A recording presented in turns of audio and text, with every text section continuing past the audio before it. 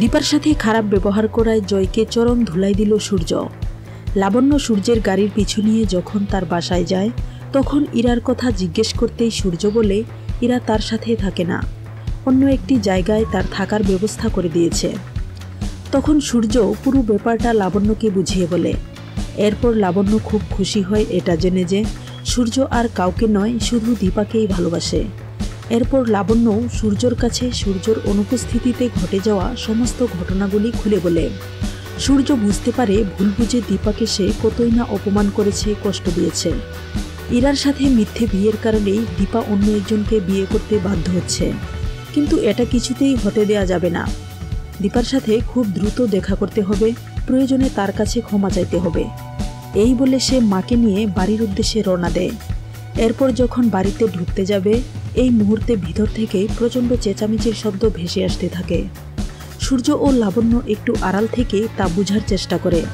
সূর্য বুঝতে পারে জয় ও কাকিয়া দীপার সাথে প্রচণ্ড খারাপ ব্যবহার করছে এবং দীপা কাঁদছে। প্রচণ্ড রেগে যায় সূর্য এবং জয়ের সামনে গিয়ে হাজির হয়। হঠাৎ সূর্যকে দেখে সবাই অবাক হয়ে যায়। জয় বলে, দাদাই তুই এসেছিস?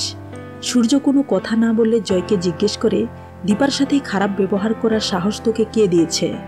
একটা কথা তোর এবং কাকিয়ার মনে রাখার খুব দরকার ছিল যে দীপা আমার সন্তানদের মা। তোরা এতটা নিচে নেমে গেছিস, আমার ভাবতেও ঘৃণা হচ্ছে। এরপর কাকিয়া ও দীপা তাদের ভুলের জন্য সূর্যর কাছে ক্ষমা চায়। এদিকে দীপা সূর্যকে দেখে তার সেই ডাক্তারবাবুর কথা মনে পড়ে যায়, কিন্তু তার ডাক্তারবাবু তো এখন অন্য কারো।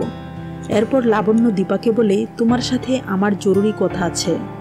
এই বলে সে দীপাকে সূর্যর বিয়েটা কিভাবে হয়েছিল সব খুলে বলে, এবং সূর্য যে তাকে ছাড়া আর কাউকেই তার মনে স্থান দিতে পারবে না এটাও বলে দেয়।